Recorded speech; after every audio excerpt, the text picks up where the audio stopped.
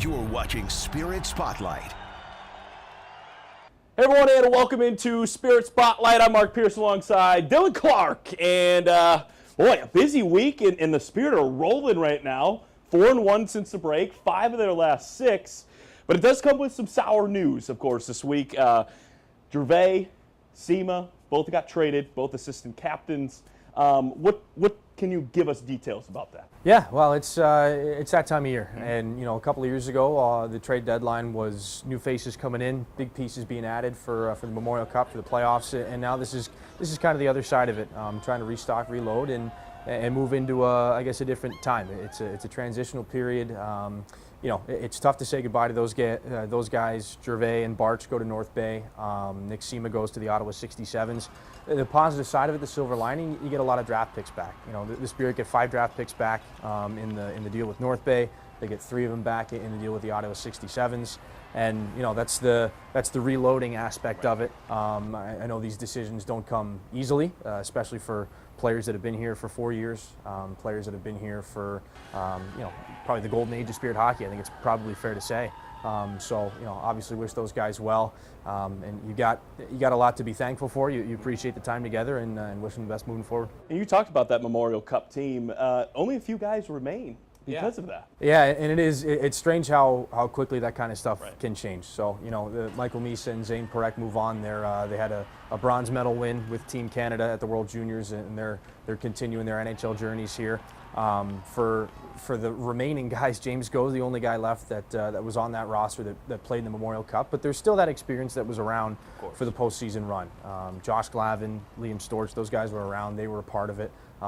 Carson Harmer and Caleb Papineau, they didn't see a ton of action in that run, but they were around. They were around that group of guys. They were on every road trip. They were a part of the skates and all that. So there's still that connection there to the 2024 Cup team, and there's still that know-how as far as winning is concerned, and still a lot of players with a ton of talent that are on the younger side. But it's interesting how just 2 years back, not even 2 years on from that Memorial Cup run, that the only guy that played games down here at the Dow Event Center in those 10, 12 days in the spring of 24 is James Go. It is pretty wild, but amid the trades, this team's rolling right now, and they have young talent that's getting recognized league-wise. What can you tell us about that as well? Yeah, and you don't want it to overshadow the way they're playing right now, because they have been playing their best hockey this season so far. Like you said, 5 out of the last 6, 4 wins since coming back from the holiday break. So whatever rest the guys got, whatever time with family and friends, it was well spent, and they're in top shape here coming back for the second half of the season.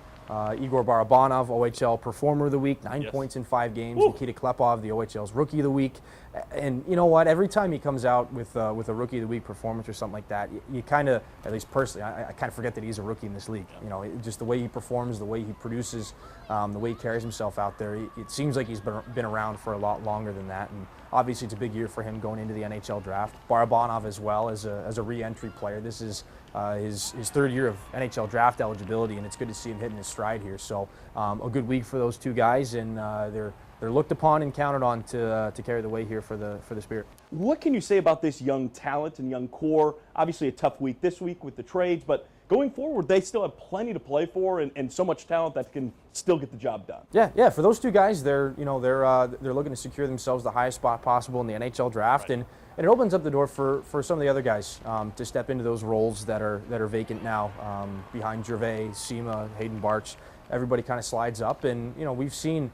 In the absence of some guys, whether it was injuries or suspensions, the younger guys have done well to step up and kind of make some noise and occupy those spots. Saginaw just got Ryan Hanrahan back from a longer injury. He missed 20 games, so they get their first-round pick back, and it was good to see him get kind of his first shifts together on Saturday against the Sioux Greyhounds. Looked a little bit more like himself on Sunday, knocking some of the rust off. It doesn't matter how old or I guess how young you are. Sometimes it takes a little bit to get back to your speed and your pace of play that you're used to playing. Hanrahan was a first-round pick in this league for a reason, so he's going to be one of those guys that's going to step up here big time in the second half of the year. And I've kind of been saying that as the year's gone along, a lot of times the Spirit go as their second line goes, which for the last little while has been Brody Popoy, Carson Harmer, and Jacob Kluche. Those guys have been playing fantastic hockey recently. Popoy's been almost a point-per-game player in the last month or so.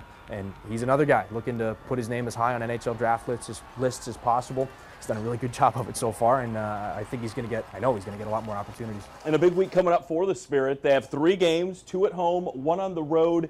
Any fundraisers or fun things going on here at the Dow? Yeah, you know what? We're fresh off our food drive with Corteva from last weekend. Over 9,000 pounds of food collected. It was, I thought it was the record. We were close to what we were able to grab last year. So again, massive thanks to the Spirit fans who came out to that game on Saturday with Corteva. And you can always count on Spirit fans to show up when it comes to community stuff. And we were able to have our food distribution earlier at the Dow Event Center, feeding the families and the friends that need some help here in the region and in the area. And again, with Corteva and all the local food banks that came out to help us out with that. So great week, great time there with them.